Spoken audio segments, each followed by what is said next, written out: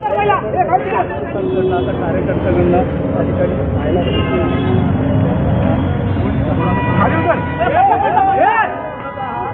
उतरवला गेला आहे. अत्यंत चुकीच्या पद्धती केल्या तुम्ही.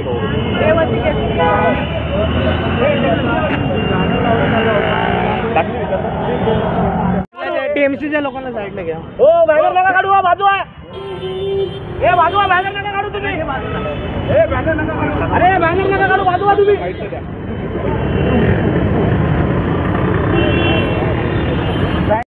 इधर चलने वाला है.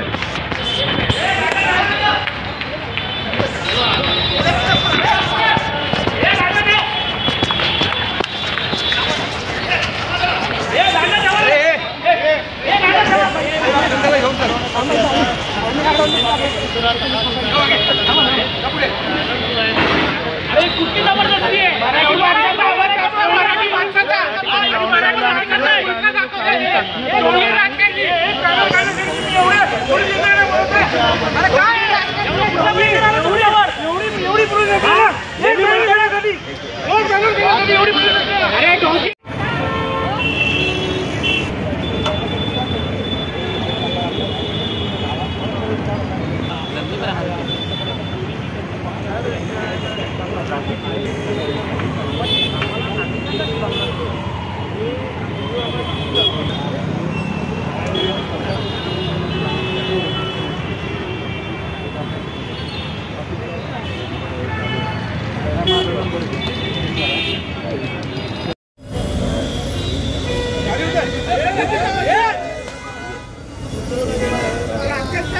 पद्धती केल्या तुम्ही.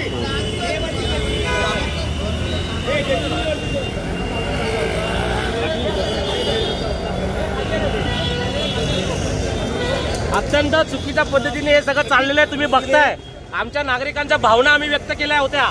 या तुम्ही बघताय की हे अत्यंत चुकीच्या पद्धतीने प्रशासन आम्हाला कारवाई करते आमच्यावर. काय चुकीचं होत आहे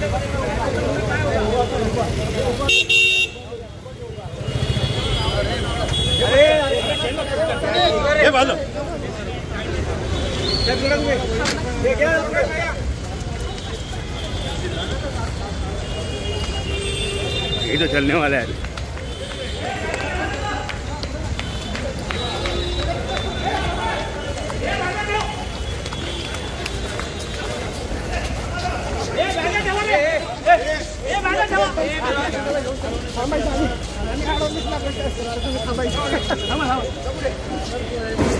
अरे कुठली जबरदस्ती आहे. मराठी माणसाचा आवाज कापला. मराठी माणसाचा आणि मराठी माणसाचा मुलगा दाखवताय. दोन्ही राजकारणी एक बॅनर काढण्यासाठी तुम्ही एवढे पोलीस यंत्रणा बोलताय. अरे काय एवढं कुठला एवढी पोलीस यंत्रणा एक बॅनर काढण्यासाठी एक बॅनर.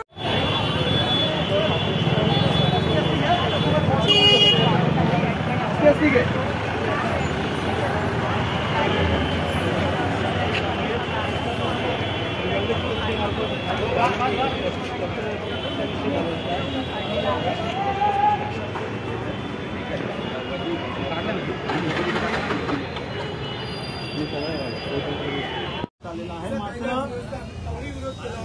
कोण आलं का विरोध करायला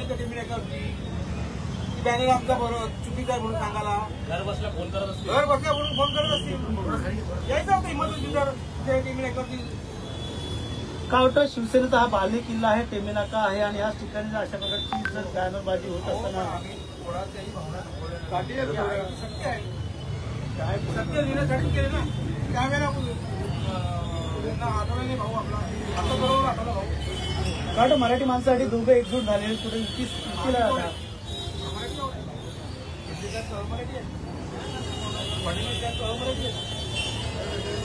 कोण आहे. सगळे मराठी आहेत ना.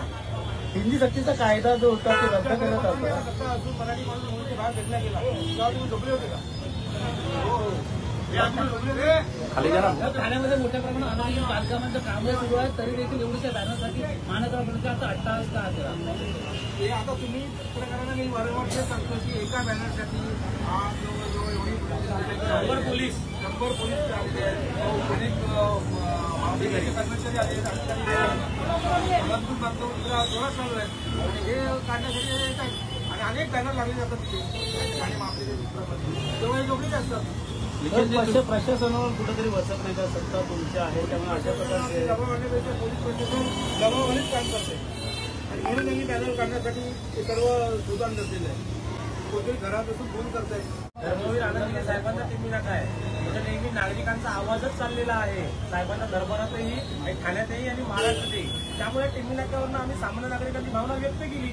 तुम्हाला आम्ही मगाशी पण वारंवार सांगितलं, आम्हाला जे टीव्हीवर दिसलं उद्धव ठाकरे साहेबांच्या मनातील भावना ती आम्ही व्यंगचित्राने दाखवली. हो, काय मराठी माणूस एकजूट व्हावा अशी ती भावना, मराठी माणूस एकजूट व्हावा अशी नाही. मुंबई महापालिकेवर सत्ता येऊन जेव्हा तिथे महापौर बसेल आणि मुंबई महापालिकेची तिजोरी आहे, ती तिजोरी पुन्हा जी युती सरकारच्या नागरिकांसाठी खर्च करते, पुन्हा त्यांना टाळा लावून आम्हाला ते आमच्या घराकडे वळवता येईल, त्यांना असं स्वप्न पडलेलं असं हे आम्हाला टीव्हीवर बघताना दिसलं. त्यामुळे व्यंगचित्रातून जो लोकशाहीने आम्हाला अधिकार दिले त्या अधिकारांना आम्ही आमची भावना व्यक्त केली. यात चुकीचं काय केलं? कोणतरी घरात बसून फोन करते, प्रेशराईज करते. ठाणे महापालिकेचे जेवढ्या अनधिकृत कामं आहेत त्यांच्याकडे कोणाचं लक्ष नाहीये. पण इथे हे बॅनर लागलं की मराठी माणसाचा आवाज दाखवला की इथे बरोबर आलेलं आहे. नुसतं त्या भाषणामध्ये आपण काय बघितलं? फक्त मला मुख्यमंत्रीपदावर उतरवलं, मला हे केलं, मला ते केलं, मला असं केलं, नुसतं रडगाडच लावलं. पण त्याविरुद्ध राजसाहेबांची जी भावना होती ते सगळ्या नागरिकांना पटली ना. त्यांना मराठी पद्धती त्यांची भावना आम्हाला पटली, त्यांच्या मराठीमध्ये पोटतिडकी आम्हाला पटली.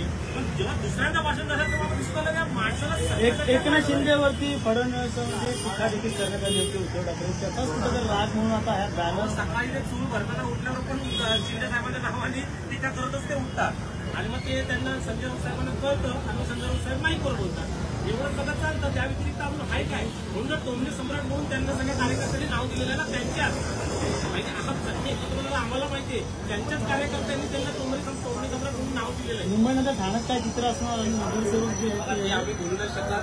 फक्त या बॅनरपुरतं बोलतोय कारण की आमच्या इथे अन्याय होता म्हणून आम्ही तो अडवायला आलो आणि तुम्ही आला त्यामुळे आम्हाला थोडा बघितलं. बाकी आम्हाला वरिष्ठांचं काही माहिती नाही, पण आम्ही कळते की आम्हाला मराठी माणसाला उद्धव ठाकरे साहेबच आतापर्यंत अन्याय करत आले आणि त्यांच्या बोलण्याबरोबर फक्त सत्तेची लालसा आम्ही एवढेच राजकारण भावनिकदृष्ट्या करण्याचा प्रयत्न हा केला गेलेला आहे.